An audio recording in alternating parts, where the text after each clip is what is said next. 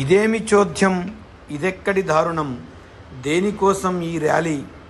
పిల్లలలో సృజనాత్మకత కోసం, సైన్స్ ఫెయిర్ కోసమా, లేక దేశభక్తి, సామాజిక స్పృహ, సేవా తత్పరత నేర్పించడం కోసమో అనుకుంటే పొరపాటే.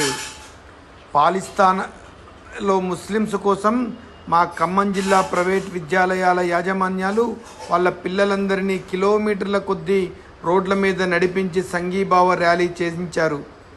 వాళ్ళ పిల్లలంటే వాళ్ళ సొంత పిల్లలు కాదండోయ్, వాళ్ళు లక్షల కొద్దీ ఫీజులు వసూలు చేసి వాళ్ళ స్కూళ్ళలో చదువుతున్న పిల్లలు.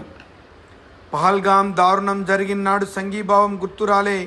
పక్కనున్న బంగ్లాదేశ్లో హిందువుల ప్రాణాలపై ఘోరమైన మారణ హోమం జరుగుతుంటే మానవత్వం గుర్తురాలే.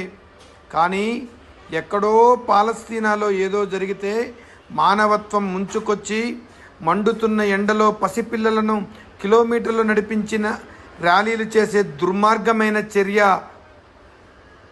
యాజమాన్యాల రాజకీయ సిద్ధాంతాల కోసం స్కూల్ పిల్లలను వాడుకునే హక్కు వీళ్ళకి ఎవరిచ్చారు?